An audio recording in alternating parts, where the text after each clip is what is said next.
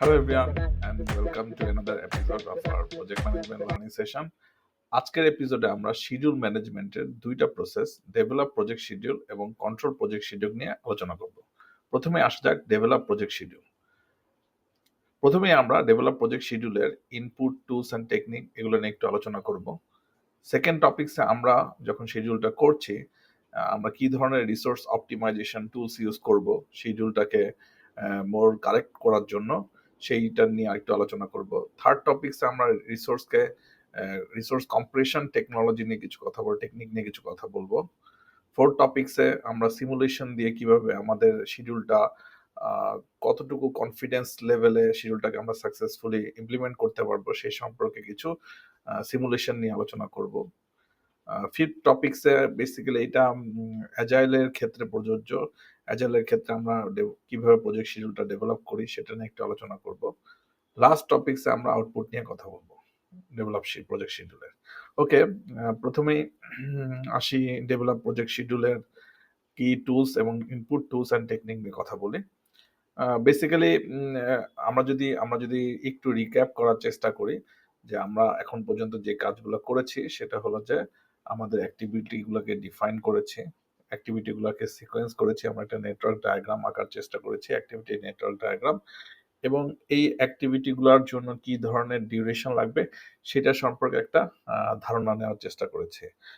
এখন যখন আমরা এই ডিউরেশনটাকে এস্টিমেট করেছি, বেসিক্যালি আমরা রিসোর্সের যে ক্যাপাসিটি, রিসোর্সের যে ক্যাপাবিলিটি, কোন রিসোর্স এই অ্যাক্টিভিটির জন্য ইউজ হবে সেটা সম্পর্কে আইডিয়া নিয়ে আমরা একটা ডিউরেশন এস্টিমেট করেছি। কারণ রিসোর্স যদি স্কিল সেট ডিফারেন্ট হয় তাহলে বেসিক্যালি আমার যে টাস্কটা আছে সেই টাস্ক অথবা অ্যাক্টিভিটিটাকে ডিউরেশনটা আমার কিন্তু ওই রিসোর্সের অ্যাবিলিটিস উপর ডিপেন্ড করছে।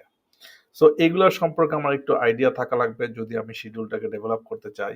আর আরেকটা জিনিস যেটা সেটা হলো যে আপনার যে রিস্ক আছে, আমরা যে এখন এস্টিমেট করেছি আমরা কি ধরনের রিস্কগুলোকে কনসিডার করেছি, কি ধরনের অপটিমিস্টিক কি অপরচুনিটি কি নিয়ে কনসিডার করেছি, এগুলো সম্পর্কেও কিন্তু আমাদের আইডিয়া থাকা লাগবে যখন আমরা আমাদের প্রজেক্টের ডেভেলপ শিডিউল করব।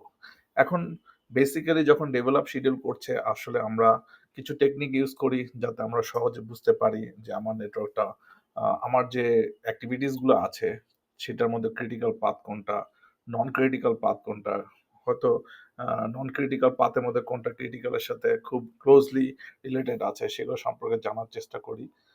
আবার জানার চেষ্টা করি কি করে আমরা আমাদের শিডিউলটাকে একটু কম্প্রেস করতে পারি, কোন কোন টেকনিক ইউজ করে শিডিউলটাকে কম্প্রেস করা যায় সেটা সম্পর্কে আমরা আইডিয়া নেওয়ার চেষ্টা করি। পাশাপাশি আমরা আমাদের যে অর্গানাইজেশনের যেসব শিডিউলিং টুল আছে সেগুলোকে অ্যাপ্লাই করারও চেষ্টা করি। সো এই ধরনের কিছু টুলস আছে, সেই টুলসগুলোকে ইউজ করে আমরা আসলে বেসিক্যালি এই প্রসেস থেকে যেটা করার চেষ্টা করি সেটা হচ্ছে আমরা আমাদের একটা প্রজেক্টের জন্য একটা শিডিউল পাই। অ্যাটলিস্ট প্রজেক্ট শিডিউলে আমরা আমাদের অ্যাক্টিভিটিগুলোর স্টার্ট এবং এন্ড ডেট এবং প্রজেক্টের স্টার্ট এবং এন্ড ডেটটাকে আইডেন্টিফাই করার চেষ্টা করি। ওকে, সো এই হলো মোটামুটি শিডিউল ম্যানেজ বা ডেভেলপ শিডিউলের প্রসেসের আইডিয়াস। আমি যে কথাগুলো বলেছি এখানে সেটাই করা আছে। প্রথমে ইনপুট থাকবে প্রজেক্ট ম্যানেজমেন্ট প্ল্যান, এর মধ্যে আমরা শিডিউল ম্যানেজমেন্ট প্ল্যান এবং স্কোপ বেসলাইনটাকে পাবো। আমরা যে ভেন্ডরের সাথে অথবা আমরা প্রকুরমেন্টের সাথে যেসব এগ্রিমেন্টগুলো করেছি সেই এগ্রিমেন্টগুলোর জন্য যদি কোনো ডিউরেশন থাকে অথবা কোনো ডিপেন্ডেন্সি থাকে আমার শিডিউলের সাথে, সেগুলো কিন্তু এই প্রসেসে ইনপুট হিসেবে থাকবে। তারপরে থাকবে প্রজেক্ট ডকুমেন্ট, যেগুলো আমরা বললাম যে আমাদের অ্যাক্টিভিটি লিস্ট, অ্যাক্টিভিটি অ্যাট্রিবিউটস, তারপর milestone list, assumption log, lesson learn register, আমরা যে ডিউরেশনটাকে এস্টিমেট করেছি, তারপরে আমাদের যে রিসোর্স রিকোয়ারমেন্ট আছে সেগুলো কিন্তু এই প্রসেসের ইনপুট হিসেবে থাকবে। এখানে মেইনলি তিনটা জিনিসকে আমি ফোকাস করতে চাই। একটা হলো যে আপনি ডেভেলপ শিডিউল করছেন, এই প্রসেসের যে আগের এই এই নলেজ এরিয়ার যে আগের প্রসেসগুলো আছে সেই প্রসেসের আউটপুট যেটা সেইটা এখানকার ইনপুট হিসেবে থাকবে, সেখানকার সেই ডকুমেন্টগুলো এই প্রসেসের ইনপুট হিসেবে থাকবে। পাশাপাশি রিসোর্সের কি রিকোয়ারমেন্ট ছিল সেটা থাকবে, আর আপনার রিস্ক অ্যানালাইসিসের কি আউটপুট আছে সেই এই তিনটা ডকুমেন্টই কিন্তু এখানে ইনপুট হিসেবে আসবে। ওকে, আর আপনার অর্গানাইজেশনাল প্রসেস অ্যাসেট থেকে আপনি রিসোর্স পাবেন, কোন কোন টুলস ইউজ করবেন সেগুলো সম্পর্কে আইডিয়া পাবেন, লেসন লার্ন পাবেন আপনার প্রিভিয়াস প্রজেক্টে। এন্টারপ্রাইজ এনভায়রনমেন্টাল ফ্যাক্টরও আপনার স্পেশালি ফর ডাব্লিউবিএস আপনি যে একটা স্ট্রাকচার তৈরি করছেন WBS অ্যাক্টিভিটিস এর, সেই রিলেশনশিপ কি ধরনের WBS কে কোন ওয়ার্ক স্কোপকে আপনি একটা ওয়ার্ক প্যাকেজ আন্ডারে রাখবেন, এগুলো কিন্তু আপনার এন্টারপ্রাইজ থেকে সাজেস্ট করতে পারে। এই হলো overall input for develop schedule process. আমরা যদি এখন টুলস অ্যান্ড টেকনিক নিয়ে একটু আলোচনা করি এই প্রসেসের, এখানে আমি 5টা ক্যাটাগরি করেছি। একটা হলো যে আমার যে শিডিউল নেটওয়ার্কটা আছে সেটা আমি অ্যানালাইসিস করব, আমার শিডিউলটাকে একটু রিফাইন অথবা কম্প্রেস করার জন্য। আমার রিসোর্সকে আমি অপটিমাইজ করব, রিসোর্সকে আমি কম্প্রেস করব। আমি কিছু হোয়াট ইফ অ্যানালাইসিস করব, যাতে আমার যে শিডিউলটা আমি করলাম সেটা যখন আমি আমার ম্যানেজমেন্টকে প্রেজেন্ট করব, তাদেরকে আমি দেখাতে পারবো যে এই শিডিউলটা করেছে তার কতটুকু সাকসেস রেট। এই এই ইন্ডিকেশনটা দেওয়ার জন্য আমি একটু হোয়াট ইফ অ্যানালাইসিস করব। আর আমি আমার যে শিডিউলটা আছে সেই শিডিউলটাকে কিভাবে রিপ্রেজেন্ট করব সেটা আমার একটা ওয়ান কাইন্ড অফ টুলস হিসেবে এই প্রসেসে থাকবে। তো প্রথমে আসি শিডিউল নেটওয়ার্ক অ্যানালাইসিস। বেসিক্যালি খুবই সিম্পল। আপনার যে আপনি WBS কে ব্রেকডাউন করে অ্যাক্টিভিটি করেছেন, সিকোয়েন্স করেছেন, ডিউরেশন দিয়েছেন। সো আপনি কিন্তু একটা নেটওয়ার্ক ডায়াগ্রাম পেয়েছেন। সো আপনার এখান থেকে কি আপনার জন্য কোনটা টেক অ্যাওয়ে এই শিডিউল নেটওয়ার্ক ডায়াগ্রাম থেকে? আপনি বোঝার চেষ্টা করবেন কোন নোডটা অথবা কোন অ্যাক্টিভিটিতে অনেকগুলো অ্যাক্টিভিটির সাথে প্রিডিসেসর আছে। মানে একটা অ্যাক্টিভিটির অনেকগুলো যদি প্রিডিসেসর থাকে, তাহলে ওই অ্যাক্টিভিটিটাকে আপনি ধরে নিতে পারেন যে এটা একটু খুবই সফিস্টিকেটলি আমাকে ইনশিওর করতে হবে যেন এটা অন টাইমে আমি করতে পারি, স্টার্ট করতে পারি। যদি আপনি এটা অন টাইমে স্টার্ট করতে পারেন, তার মানে তার যে প্রিডিসেসর অ্যাক্টিভিটিস গুলো আছে সেগুলো শেষ হয়েছে।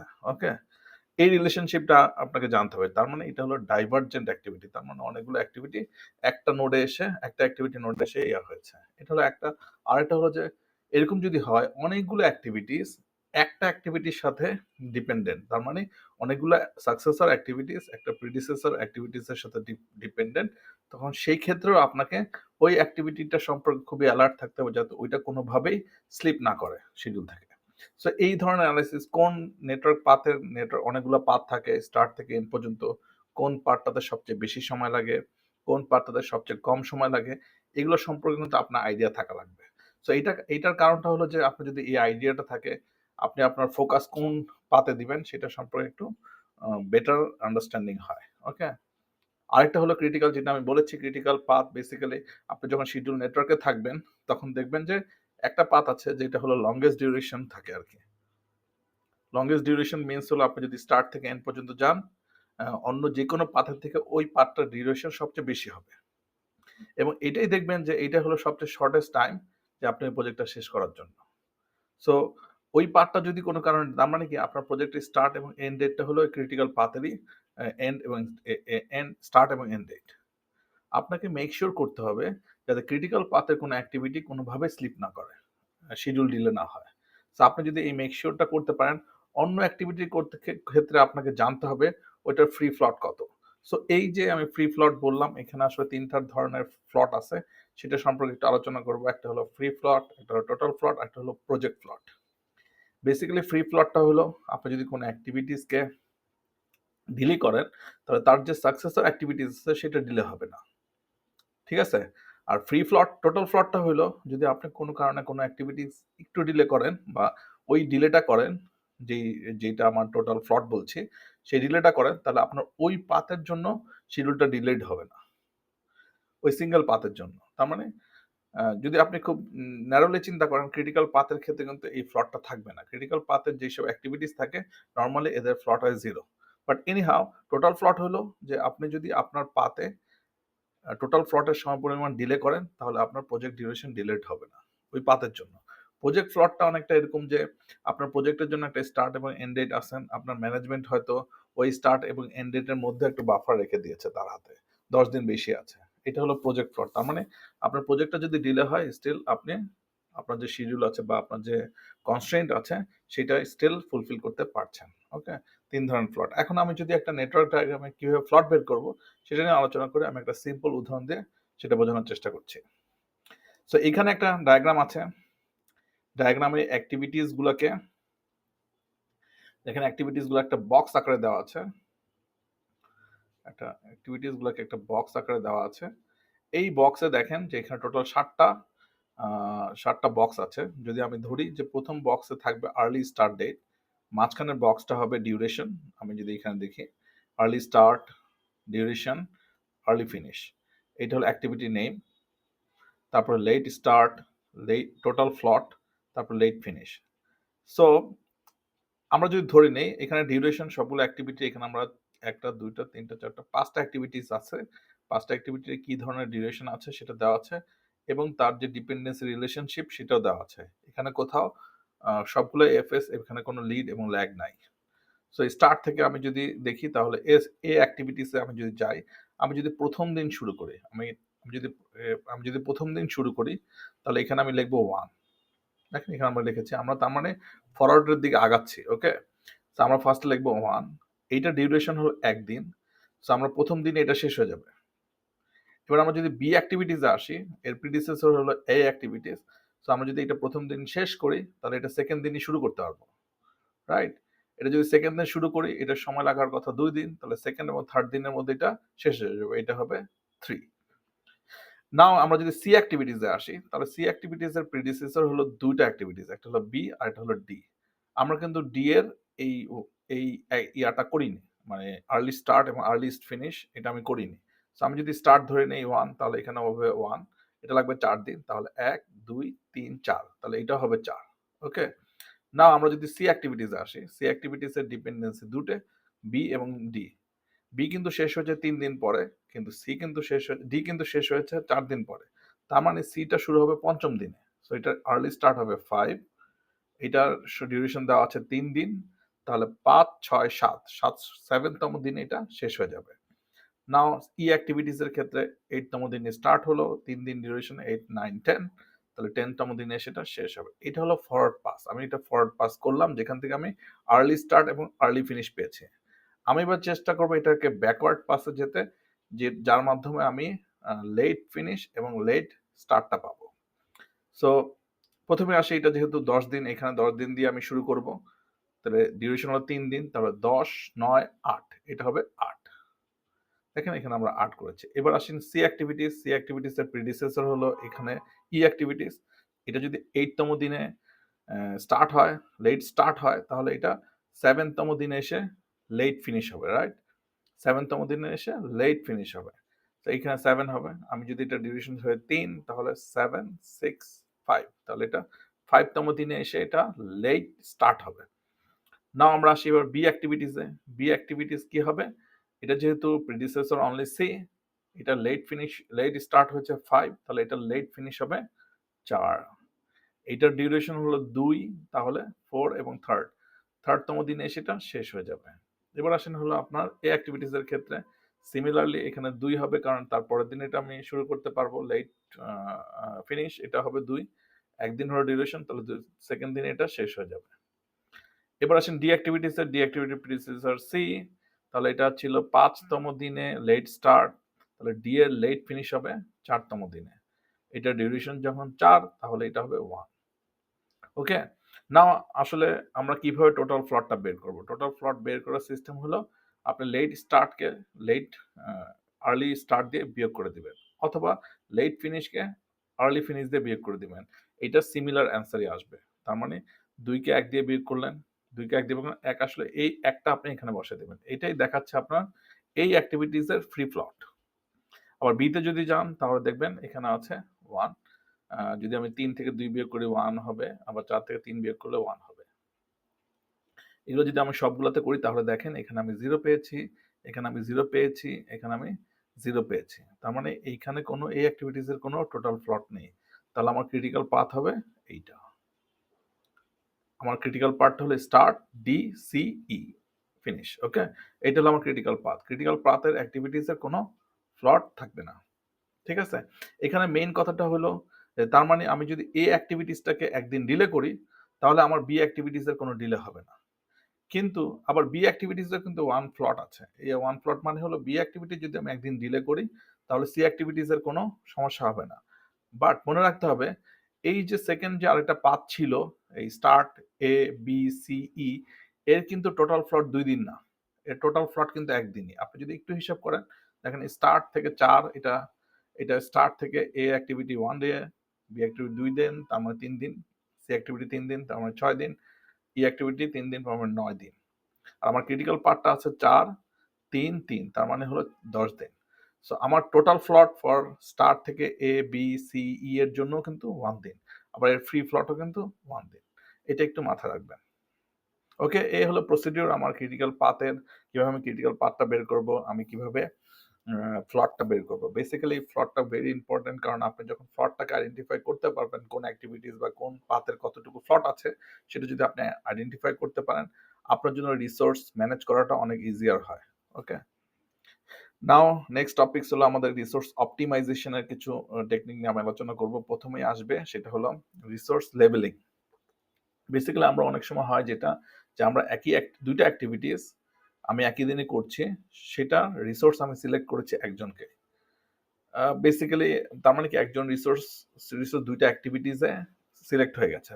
এটা হতে পারে অনেক ক্ষেত্রে যেটা হয় যে ওই অ্যাক্টিভিটি বা তারপরের অ্যাক্টিভিটি যেটা আছে সেটা একই পার্সনকে করার জন্য বা একই স্কিল সেটের একই স্কিল সেটের রিসোর্স প্রয়োজন হয়, সে কারণে হয়ে থাকতে পারে।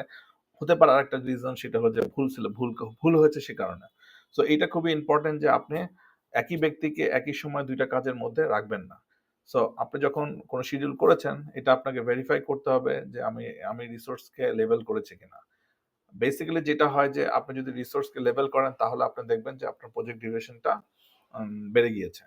তো এখানে এখানে সেটাই দেখানোর চেষ্টা করা হয়েছে যে আমি একটা শিডিউল করেছিলাম যখন তার রিসোর্স লেবেল করা ছিল না। সো কোনো ক্ষেত্রে 110 ম্যান ডে ইউজ হয়েছে, কোনো ক্ষেত্রে 330 ম্যান ডে ইউজ হয় কোনো মাসে, আবার কোনো মাসে কম হয়েছে। এটা যখন আমি রিসোর্স লেবেল করেছি, তখন দেখা গেছে আগের যেখানে আমি 5 মাসের সময়টাতে প্রজেক্টটা শেষ করেছি, নতুনটাতে এসে 6 মাসে শেষ হয়েছে। সো এটা আসলে রিসোর্স লেবেলিং এর ক্ষেত্রে সমস্যা। সো এইটাকে অ্যাভয়েড করার জন্য যেটা করা হয়েছে সেটা হলো সেই টেকনিকটাকে বলছে রিসোর্স স্মুথিং। এখন রিসোর্স স্মুথিং এর আইডিয়াসটা হলো যে আপনি ক্রিটিক্যাল পাথে যেই অ্যাক্টিভিটিস গুলো আছে সেগুলোকে লেভেল করবেন না। তো বাকি যে অ্যাক্টিভিটিস গুলো আছে সেগুলোকে রিসোর্স লেভেল করবেন। ক্রিটিক্যাল পাথের অ্যাক্টিভিটি গুলোর ক্ষেত্রে আপনি রিসোর্স অ্যাড করার চেষ্টা করবেন যাতে ওভারল্যাপিংটা অ্যাভয়েড করা যায়। সো এটা হলো রিসোর্স স্মুথিং। এখানে জাস্ট একটা এক্সাম্পল দেওয়া আছে, যে কথাটা আমি বলেছি একই দিনে দুইটা অ্যাক্টিভিটিসের মধ্যে আমি একই পার্সনকে রেখে দিয়েছিলাম, মিস্টার সু। সো আমি যখন এটাকে স্প্লিট করেছি, দেখা গেছে যে এটা 2 দিনের জায়গায় 3 দিন চলে গেছে। বাট এনি হাউ আপনি এটা করতে পারবেন না। নরমালি যেটা হয় যে প্রজেক্ট ম্যানেজমেন্ট আপনি যখন ইনিশিয়াল প্ল্যান করেছেন, আপনি ওভারটাইম কনসিডার করতে পারবেন না।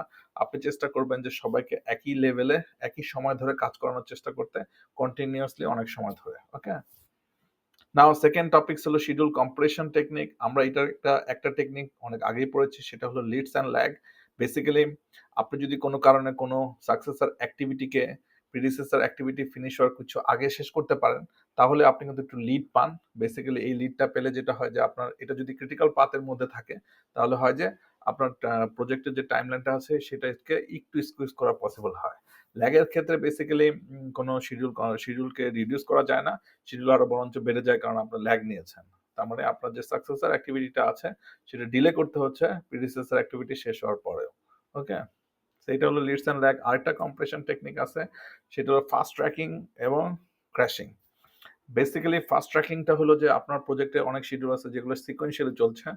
আপনি চেষ্টা করবেন ক্রিটিক্যাল পাথের অ্যাক্টিভিটিস কোনো 2টা 3টা অ্যাক্টিভিটিসকে যদি আপনি একটু প্যারালাল করতে পারেন, তাহলে কি হবে, আপনার প্রজেক্টের শিডিউলের ডিউরেশনটা কমে যাবে।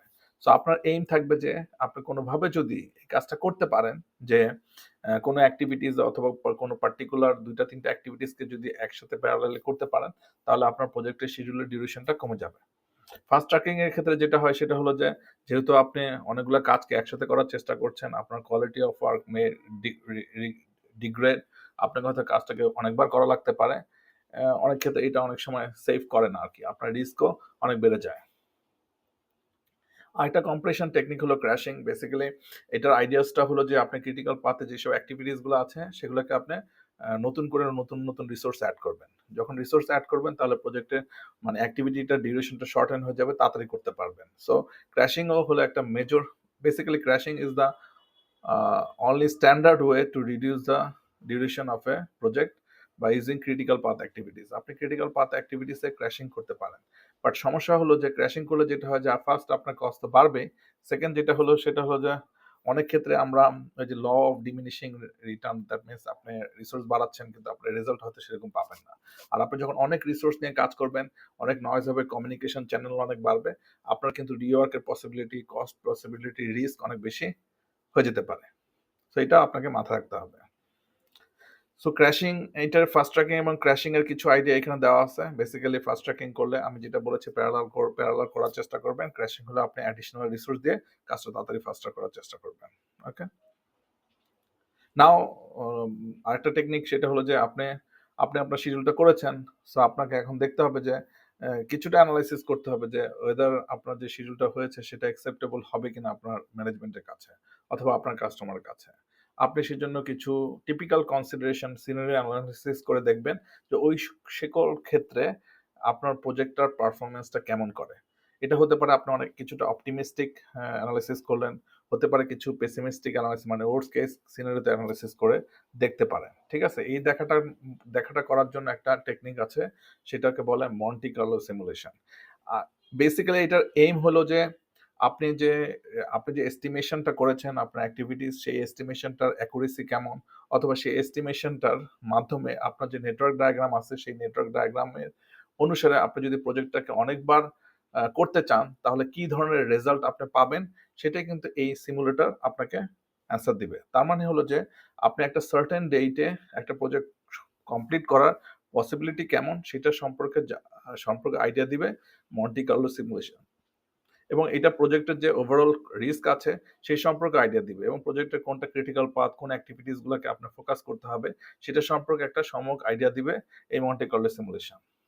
তো আপনাকে এখানে এই মন্টি কার্লো সিমুলেশন থেকে যদি আপনাকে রেজাল্ট আনতে হয়, আপনাকে 3টা ডাটা দিতে হবে। একটা হলো আপনার যে 3 পয়েন্ট এস্টিমেশন ছিল প্রতিটা অ্যাক্টিভিটি, সেই অ্যাক্টিভিটি 3 পয়েন্ট এস্টিমেশন দিতে হবে।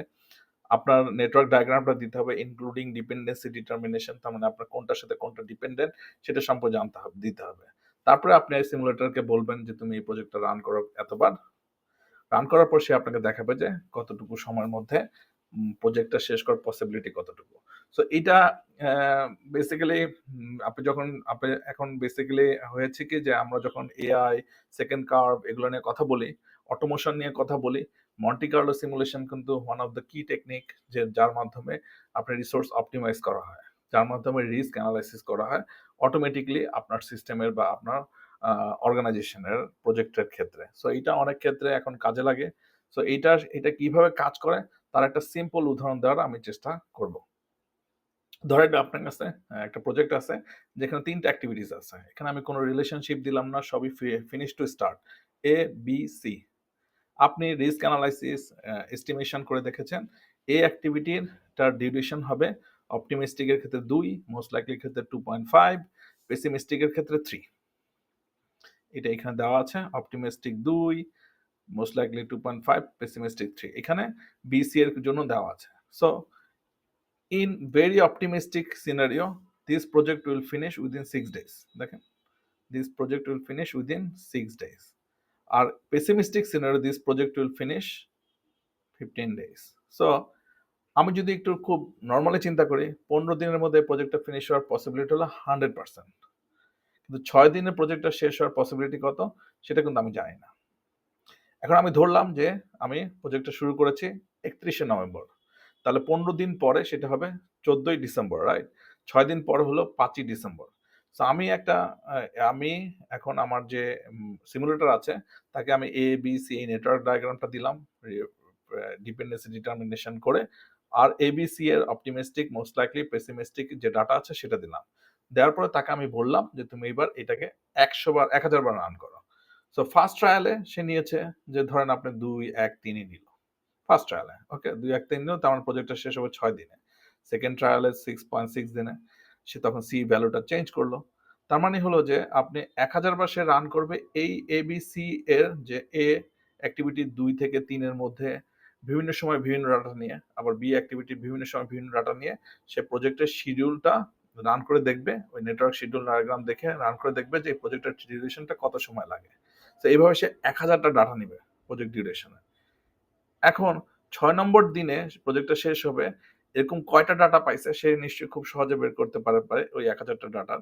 তো ধরেন 6 দিনে শেষ হবে এরকম একটা ডাটা পেয়েছে, 1000 বার রান করে একবার, তাহলে এইটার পার্সেন্টেজ হলো 0.1%। 6 দিনে প্রজেক্টে শেষ করার পার্সেন্টেজ হলো 1, রাইট?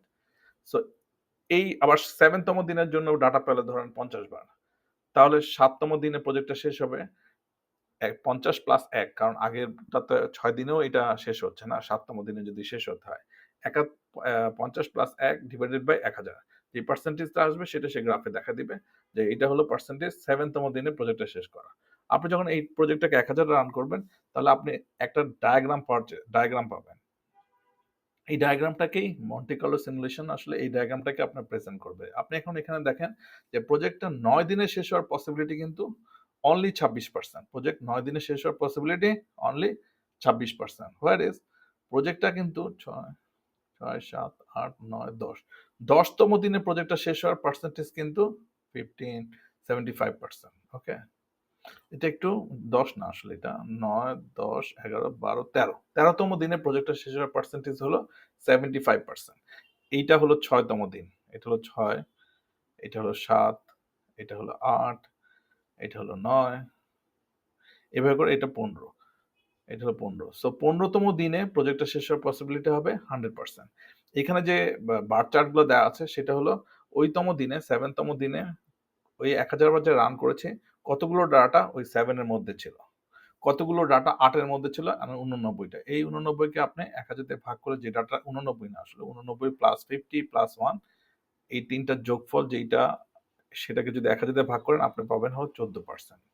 সো এইটা হলো মন্টি কার্লো সিমুলেশনের জেনারেল আইডিয়া। ও এইভাবে ক্যালকুলেট করে। আপনি যতই বড় নেটওয়ার্ক ডায়াগ্রাম হোক না কেন, আপনি স্পেসিফিকলি যদি তাকে দিতে পারেন যে এর ফিনিশ স্টার্ট রিলেশনশিপ সহ এবং প্রতিটার এস্টিমেশন ডাটা দিতে পারেন, তাহলে মন্টি কার্লো সিমুলেটর আপনাকে এই রেজাল্টটা দেওয়ার চেষ্টা করবে যে আপনি যে শিডিউলটা তৈরি করেছেন বা আপনি যে এক্সপেকটেশন দিচ্ছেন যে 12 ডিসেম্বরের মধ্যে প্রজেক্টটা শেষ করবেন, এটার পার্সেন্টেজ হলো 75%। সো আপনি যখন এটা ম্যানেজমেন্টকে দেখান, ম্যানেজমেন্ট উইল গেট কনফিডেন্ট, ওকে ঠিক আছে 75% অথবা 80% আমি রিস্ক নিতে পারি, অথবা আমি গো হেড হতে পারি, অথবা আরো অ্যানালাইসিস করার জন্য টিমকে বলতে পারে। ঠিক আছে, এখানে আরো দুইটা আমার মন্টি কার্লো সিমুলেটরে এখানে দেওয়া হয়েছে, ছবি দেওয়া হয়েছে। এটা আসলে খুবই সিম্পল। অনেক সময় পিএমপি এক্সামে এই কোশ্চেনগুলো করে যে একটা প্রজেক্ট শেষ হওয়ার পসিবিলিটি এই স্পেসিফিক ডেটে কত। সো আপনি জাস্ট ওই ডেটে যাবেন, একটা লাইন টানবেন, তারপর দেখবেন যে এইটা কত পার্সেন্টেজের মধ্যে পড়ে, ওই পার্সেন্টেজটা আপনি অ্যান্সার বসে দিবেন। এটা রিভার্সিও হতে পারে। সো পার্সেন্টেজ বললো, আপনাকে বলতে হবে কত কোন ডেটে এটা শেষ হবে। সো এটা বের করা অনেক সহজ।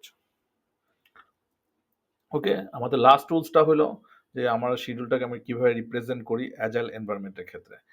বেসিক্যালি কেন কেন আপনার ইয়ার মধ্যে আসছে, টুলসের মধ্যে আসছে আমি জানি না, বাট এটা বেসিক্যালি আমরা যারা অ্যাজাইল টিম সফটওয়্যার ইন্ডাস্ট্রিতে কাজ করে তাদের জন্য এটা কিন্তু বেসিক্যালি একটা শিডিউল।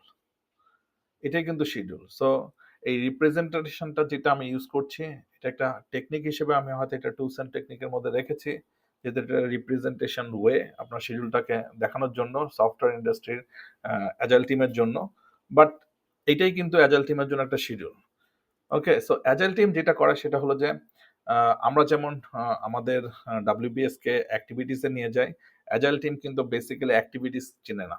অ্যাজাইল টিম যেটা চিনে, সে তার প্রতিটা টিমের জন্য একটা স্পিড অথবা একটা ওয়ান স্টোরি পয়েন্টের আইডিয়া জেনারেট করে নেয়, যে একটা স্পেসিফিক কাজ যদি শেষ হয় তাহলে সে ধরে নেয় যে এটা হলো আমার একটা স্টোরি পয়েন্ট। সেই স্টোরি পয়েন্টের কম্পেয়ারে অন্য কোনো স্কোপের কাজকে সে আইডেন্টিফাই করার চেষ্টা করে। ধরেন আপনার কাছে পাশাপাশি দুইটা বিল্ডিং আছে, আপনি একটা বিল্ডিংকে ধরেছেন 1, আর একটা বিল্ডিং এর হাইট যদি ডাবল হয়ে থাকে ওটাকে ধরবেন 2। এই হলো স্টোরি পয়েন্টের আইডিয়া। অ্যাজাইল টিম তার কাজের স্কোপকে স্টোরি পয়েন্ট দিয়ে দেখে। এই স্টোরি পয়েন্টের আইডিয়া দিয়ে অ্যাজাইল টিম তার যে সফটওয়্যারের যেই সব স্টোরিজগুলো আছে অথবা সফটওয়্যার যে স্কোপ আছে সেই স্কোপগুলোকে ইউজার স্টোরি আকারে প্রকাশ করার চেষ্টা করে, আমরা যেটাকে WBS আকারে চেষ্টা করি। অ্যাজাইল টিম যেটা করে সেগুলোকে ইউজার স্টোরি হিসেবে কনসিডার করে। এই প্রতিটা ইউজার স্টোরির জন্য একটা সার্টেন স্টোরি পয়েন্ট অ্যাসাইন করা থাকে কনসিডারিং ইউজার স্টোরির কাজের স্কোপ অনুসারে। সো আপনি যদি আপনার সফটওয়্যারের সকল ইউজার স্টোরিগুলোকে কিউমুলেটিভলি অ্যাকুমুলেট করেন, তাহলে যেটা হয় যে আপনি টোটাল প্রজেক্টের জন্য একটা certain number of story point পান। সে ফর এক্সাম্পল এটা হতে পারে 500 স্টোরি পয়েন্ট অথবা 600 স্টোরি পয়েন্ট। পাশাপাশি আপনি যে ইউজার স্টোরিগুলো কালেক্ট করেছেন সেগুলোকে একটা প্রায়োরিটাইজও করেন, অথবা তাদের মধ্যে যদি কোনো রিলেশনশিপ থাকে সেটাকে আইডেন্টিফাই করার চেষ্টা করেন, এবং আপনি চেষ্টা করেন যে আপনি কোন প্রায়োরিটিস গুলাকে, কোন ইউজার স্টোরি গুলাকে আগে করবেন, কোন ইউজার স্টোরি গুলাকে পরে করবেন। এই কনসিডারেশন নিয়ে আপনি ফার্স্টে রিলিজ প্ল্যানিং করেন। রিলিজ প্ল্যানিং এ আপনি অনেকগুলো আইটারেশনে ওই স্টোরি পয়েন্ট গুলোকে ডেভেলপ করবেন। এই কনসিডারেশনে একটা রিলিজ প্ল্যান করেন যে আমি আমার ফার্স্ট আইটারেশনে কতগুলা ইউজার স্টোরি করব অথবা কতগুলো স্টোরি পয়েন্ট করব, সেকেন্ড আইটারেশনে কতটুকু করব, থার্ড আইটারেশনে কতটুকু করব। এটা একটা জেনারেল একটা রিলিজ প্ল্যান করেন। রিলিজ প্ল্যান করার পরবর্তী স্টেপে আপনি একটা আইটারেশন প্ল্যান করেন, যেখানে ওই আইটারেশনে আপনি কোন স্পেসিফিক কাজটা করবেন, কতটুকু ইউজার স্টোরি অথবা স্টোরি পয়েন্ট আপনি স্টোরি পয়েন্টের কাজ শেষ করবেন, সেটার ডিটেল প্ল্যান করে থাকেন আইটারেশন প্ল্যানিং এ। তারপর আইটারেশন প্ল্যান যখন হয়ে যায়, আপনার 2 to 3 উইকস এর মধ্যে ওই আইটারেশনের মধ্যে আপনার কতগুলো যে প্ল্যানটা করেছিলেন, যতগুলো ইউজার স্টোরি অথবা স্টোরি পয়েন্টকে শেষ করবেন, সে অনুসারে আপনি কাজ করার চেষ্টা করেন। এই প্রসেসটা চলতে থাকে আপনার আইটারেশন বাই আইটারেশন। কোনো আইটারেশনে আপনি হয়তো 50 স্টোরি পয়েন্ট শেষ করেছেন, কোনো আইটারেশনে 30 স্টোরি পয়েন্টকে শেষ করেন, কোনো আইটারেশনে 40 স্টোরি পয়েন্ট শেষ করেছেন। এরকম একটা ইন রিয়েলিটি এরকম হতে পারে।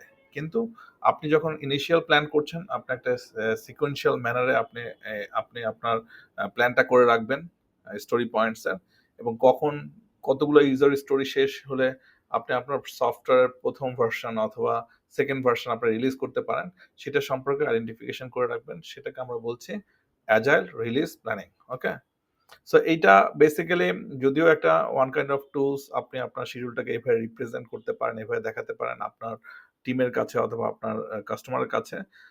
এইটা কিন্তু অ্যাজাইল টিমের জন্য শিডিউল, বিকজ আপনি অ্যাজাইল টিম কিন্তু প্রতিটা অ্যাক্টিভিটিস একটা টাইম বক্সড, একটা নির্দিষ্ট টাইম বক্সে করে থাকে। আইটারেশন নর্মালি 1 to 4 উইকস এর মধ্যে হয়। সো আপনি আপনার প্রজেক্টের ডিউরেশন সম্পর্কে একটা ক্লিয়ার আন্ডারস্ট্যান্ডিং পাবেন। এই হলো আমাদের tools and technique develop schedule processor. Now আমরা ডিসকাস করব আউটপুট নিয়ে।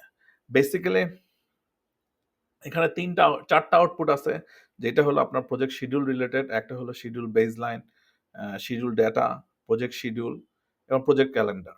ওকে, শিডিউল ডাটা, প্রজেক্ট শিডিউল এবং শিডিউল ক্যালেন্ডার, এই 3টাই হলো আপনার, 4টা হলো আপনার প্রজেক্ট শিডিউলের জন্য। বাকিগুলো প্রজেক্ট ম্যানেজমেন্ট, আপনার প্ল্যানটা আপডেট হবে, প্রজেক্ট ডকুমেন্টস আপডেট হবে। এগুলো হলো আপনার সেকেন্ডারি, মানে যেহেতু আপনি এই প্ল্যানটা করেছেন, করার পরে আপনি দেখেছেন যে যে আপনার যে আগে যে শিডিউল ম্যানেজমেন্ট প্ল্যানটা হয়েছিল সেটার মধ্যে আপডেট করা দরকার, এটা আপনি আপডেট করেন। আরেকটা হলো, সেটা হলো যে আপনি চেঞ্জ রিকোয়েস্ট করতে পারেন। সো এই হলো জেনারেল আইডিয়া আউটপুটের 7টা। সো আমরা যদি প্রথমে ধরি শিডিউল বেসলাইন, বেসিক্যালি শিডিউল বেসলাইনটা হলো যে আপনি আপনার প্রজেক্টে কি থাকবে, এর মধ্যে আপনি আপনার প্রজেক্টের স্টার্ট এবং এন্ড থাকবে, অ্যাক্টিভিটিগুলো কখন শেষ হবে, মাইলস্টোনগুলো কখন থাকবে, এই ডাটা থাকবে। আপনি যখন ওয়ান্স আপনি শিডিউল বেসলাইন কনফার্ম করে ফেললেন, বেসিক্যালি আপনি এটাকে চেঞ্জ করতে পারবেন না আনটিল আনলেস আপনি যতক্ষণ পর্যন্ত না চেঞ্জ রিকোয়েস্ট করে, ফর্মাল চেঞ্জ রিকোয়েস্ট করে পরিবর্তন না করছেন। এটা হলো আপনার শিডিউল বেসলাইন, আপনি আপনার প্রজেক্টে যে শিডিউলটা করেছেন। সেকেন্ড হলো শিডিউল ডাটা।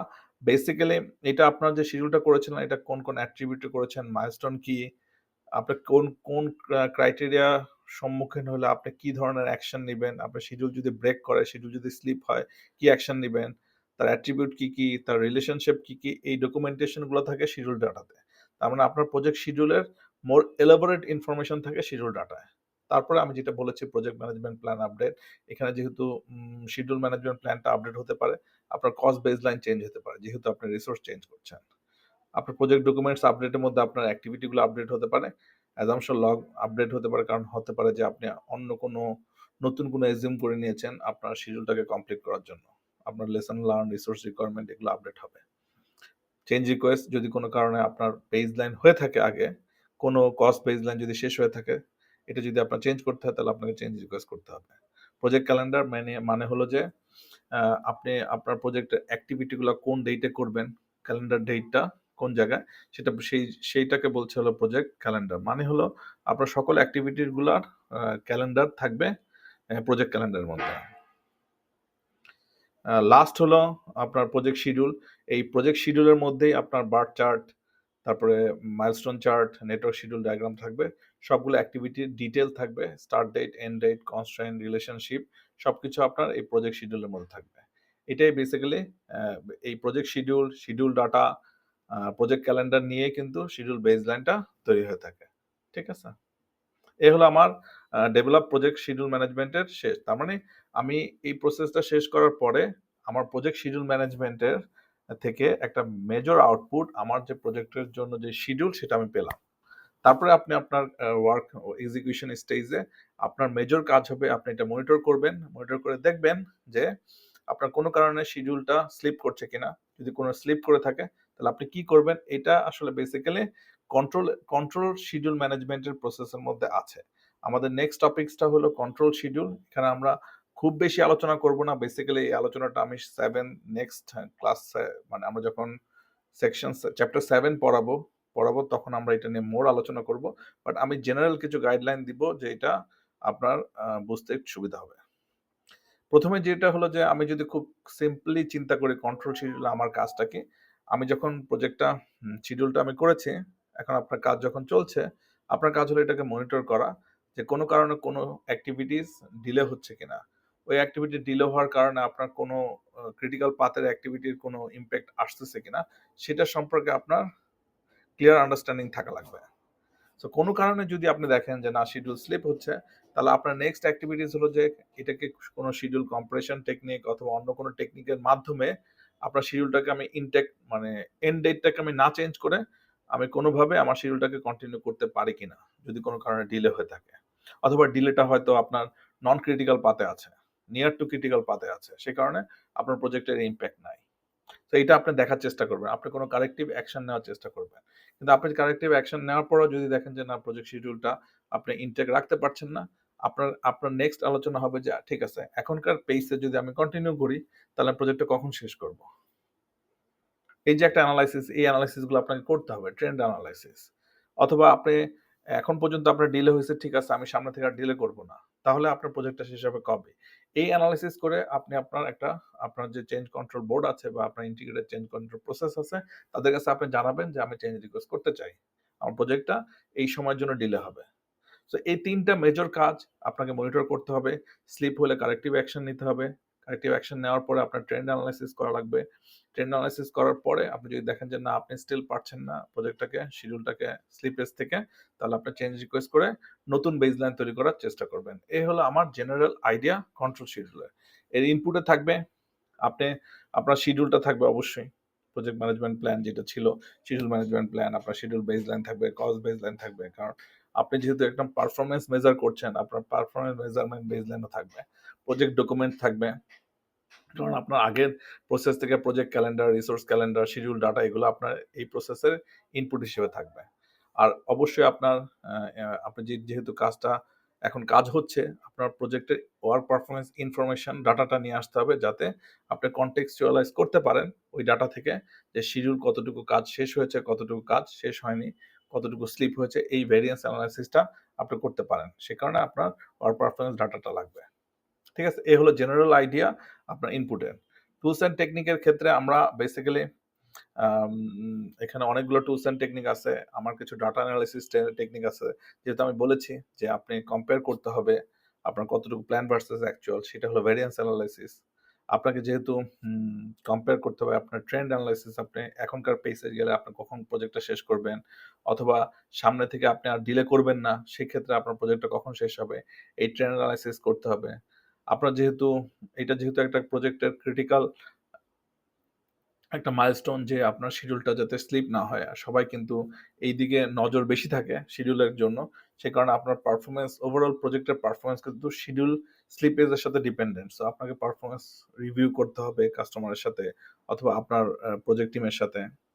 আপনার আর্ন ভ্যালু অ্যানালাইসিস, এইটা হলো one kind of technique, tools and technique. সেটা হলো যে আপনার কস্ট, পারফরমেন্স, স্কোপ নিয়ে কনসিডার করে আপনি আপনার প্রজেক্টের হেলথ অ্যানালাইসিস করতে পারেন। এটা হলো আর্ন ভ্যালু অ্যানালাইসিস। এগুলো ডাটা অ্যানালাইসিসের মধ্যে থাকবে। বেসিক্যালি যেহেতু আপনি কন্ট্রোল করছেন, আপনাকে জানতে হবে ওই সেম আপনি schedule compression technique, resource optimisation technique যেগুলো আমরা আগের প্রসেসে শিখেছিলাম, সেগুলো কিন্তু এই প্রসেসেও কাজে লাগবে কোনো কারণে যদি আপনার শিডিউলকে কম্প্রেস করার প্রয়োজন হয়। ক্রিটিক্যাল পাথ অ্যানালাইসিস মেথডটা আপনাকে জানা থাকা লাগবে, কারণ ক্রিটিক্যাল পাথের অ্যাক্টিভিটি কে আপনি হয়তো কোনো ফ্লট থাকবে না, কিন্তু নন ক্রিটিক্যাল পাথে যেহেতু ফ্লট থাকবে, আপনার ফোকাস থাকবে ক্রিটিক্যাল পাথে যাতে আপনার প্রজেক্ট ডিলে না হয়। আপনি দরকার হলে রিসোর্স অ্যাড করে হলেও প্রজেক্টটাকে করবেন, ইনটেক রাখার চেষ্টা করবেন। সো তার মানে হলো যে এই যে রিসোর্স অপটিমাইজেশন, রিসোর্স কম্প্রেশন অথবা schedule compression technique, leads and lag, এগুলো যেগুলো আমরা করেছিলাম সেগুলো এই প্রসেসের জন্য অ্যাপ্লিকেবল। কারণ কোনো কারণে যদি আপনার রিশিডিউল করা লাগে চেঞ্জ রিকোয়েস্ট অ্যাপ্লাই করার জন্য, তখন আপনাকে কিন্তু এই প্রসেসগুলোকে ইউজ করে নতুন শিডিউল তৈরি করতে হবে। সো আমরা বেসিক্যালি এই টুলস অ্যান্ড টেকনিকগুলো নিয়ে বেশি আলোচনা করব না। বেসিক্যালি আর্ন ভ্যালু অ্যানালাইসিস আমরা চ্যাপ্টার 7 যখন পড়াবো তখন ডিটেল আলোচনা করব। বাট এখন জাস্ট জেনে রাখেন যে আর্ন ভ্যালু অ্যানালাইসিসটা হলো একটা মেজারমেন্ট টেকনিক, একটা টেকনিক যেটা আপনার টাইম স্কোপ, শিডিউল এবং কস্টকে একসাথে করে প্রজেক্টের হেলথ আপনাকে আইডেন্টিফাই করবে, এবং প্রজেক্টের ওই হেলথ অনুসারে আপনি কি কি মেজারমেন্ট নেবেন সেটা সম্পর্কে আইডিয়া দেওয়ার চেষ্টা করবে। আপনার শিডিউল ভ্যারিয়েন্স, কস্ট ভ্যারিয়েন্স অথবা শিডিউল পারফরমেন্স ইন্ডেক্স, এগুলা দেওয়ার চেষ্টা করবে আর্ন ভ্যালু অ্যানালাইসিস থেকে। ট্রেন্ড অ্যানালাইসিসে আপনি করবেন যে আপনি আসলে বেসিক্যালি এখনকার পেইসে আপনি এখন যে কন্ডিশনে আছেন, এইভাবে যদি আপনার প্রজেক্টটা শেষ করার চেষ্টা করেন, আপনি কবে যা শেষ করবেন, এই অ্যানালাইসিসটা হলো trend analysis. Variance analysis basically হলো যে আপনি এখন প্ল্যান ভার্সাস অ্যাকচুয়ালি কতটুকু ভেরিয়েন্সে আছেন সেটা জানার টেকনিক হলো ভেরিয়েন্স অ্যানালাইসিস। এগুলো বেসিক্যালি নিউমেরিক্যালি এবং আমরা কোয়ান্টিটেটিভ অ্যানালাইসিস করতে পারি, যেটা আমরা চ্যাপ্টার 7 এ করব। এখন খুব বেশি ডিসকাশন করলাম না, আবারও বললাম। এখানে একটা নতুন জিনিস আছে, সেটা হলো আইটারেশন বার্ন ডাউন চার্ট। আমি জাস্ট একটু সিম্পলি বোঝানোর চেষ্টা করি। সেটা যে আমরা কিছুক্ষণ আগে যখন অ্যাজাইল রিপ্রেজেন্টেশন টেকনিক পড়েছিলাম, সেখানে বলেছিলাম যে স্টোরি পয়েন্ট আমরা ঠিক করি যে কোন আইটারেশনে কত স্টোরি পয়েন্ট আমি শেষ করব, সেটা একটা প্ল্যান করে রিলিজ প্ল্যানিং এর মধ্যে। সো ধরেন আপনার প্রজেক্টে 300টা স্টোরি পয়েন্ট আছে বা 225টা স্টোরি পয়েন্ট আছে।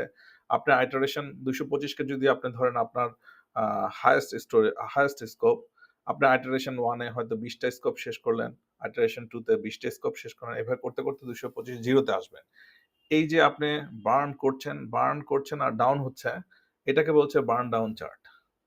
তার মানে আপনার স্টোরি পয়েন্টগুলোকে আস্তে আস্তে বার্ন করে করে করে আপনি নিচে নামছেন, সর্বোচ্চ থেকে 0 পর্যন্ত। ঠিক আছে? আর ঠিক তার উল্টাটা হইলো যে বার্ন আপ, তার মানে আপনি আইটারেশন 1 এ 20টা করেছেন, আইটারেশন 2 তে 25টা করেছেন, এভাবে কি করছেন, বার্ন করতে করতে আপ হচ্ছেন, 225 এর দিকে যাচ্ছেন। এটা হলো বার্ন আপ চার্ট। এটাও একটা টেকনিক আপনার আপনার প্রোগ্রেসকে শো করার জন্য। সো আপনি যদি এই প্রোগ্রেসকে এইভাবে শো করেন, আপনি প্ল্যান ভার্সেস অ্যাকচুয়ালটা খুব সহজে করতে পারবেন। ওকে, নেক্সট টপিকস হলো আউটপুট। খুবই সিম্পল, যেহেতু আপনি কন্ট্রোল করছেন, সো আপনার কোনো কারণে যদি শিডিউল স্লিপ হয়, আপনার বেসলাইন চেঞ্জ করতে হয়, আপনি চেঞ্জ রিকোয়েস্ট করবেন। আর যেহেতু আপনি আপনার যদি বেস চেঞ্জ রিকোয়েস্ট না করেন, তাহলে কি হবে, আপনি যে ওয়ার্ক পারফরমেন্স ডাটাটা ছিল সেটাকে আপনি অ্যানালাইসিস করে শিডিউলের পারফরমেন্স দেখাবেন যে না, আপনার প্রজেক্ট এখনো হেলথ গুড আছে। এটা হলো ওয়ার্ক পারফরমেন্স ইনফরমেশন। সো এই দুইটাই হলো মেজর আউটপুট। এছাড়া আপনার শিডিউল ফোরকাস্ট, বেসিক্যালি কোনো কারণে যদি শিডিউলটা রিভাইজ করার প্রয়োজন হয় অথবা আপনার কারেন্ট হেলথ দিয়ে আপনি ফিউচারকে ফোরকাস্ট করতে চান, তখন আপনার চেঞ্জ আনতে হয়। চেঞ্জ রিকোয়েস্টের পাশাপাশি আপনার শিডিউল ফোরকাস্টটাকে দেওয়ার প্রয়োজন হয়।